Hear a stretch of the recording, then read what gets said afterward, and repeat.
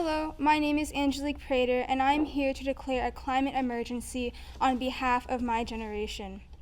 I'm a student at South Salem High School, and I currently work with a group called Latinos Unidos Siempre, which is a Latino political activism group that focuses on grassroots organizing to create political change. I'm also a leader in the youth movement, which brought hundreds of people to the streets of Salem and tens of thousands of people across the state of Oregon for the inspiring climate strike in September.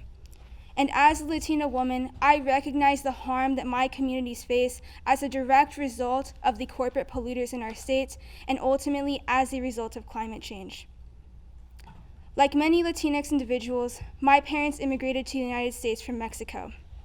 They came here to create a safer future for themselves and to eventually be able to provide for a family. Both of them work the very laborious jobs that America has handed them. They work on the hottest, the coldest, the sunniest, and the rainiest days. If anyone understands the climate crisis, it is definitely my parents. The impacts of climate change leave them with skin overexposed to sun, hands overexposed to cold, and feet that are overexposed to a ground that continuously becomes less and less fertile for farming.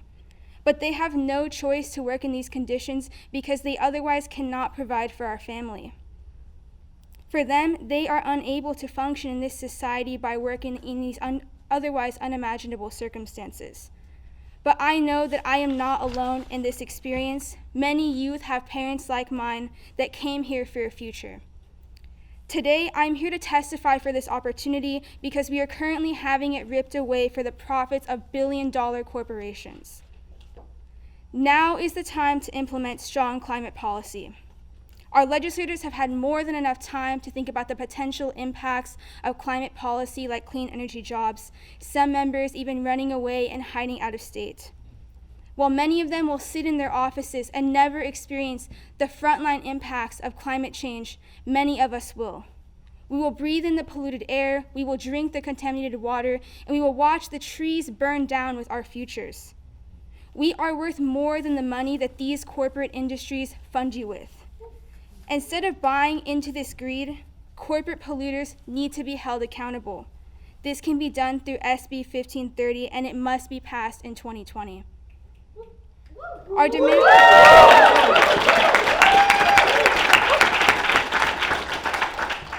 demands are very simple. It's time for adults to take responsibility, to listen to the scientists, and to take significant action to stop the climate pollution that puts our futures at risk.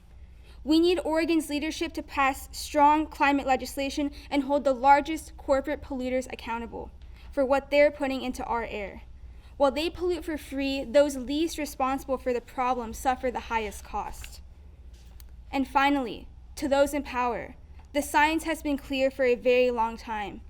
You and those before you have failed for 30 years, nearly twice my lifetime, to take the bold action that you need to take. We demand today's politicians understand one thing.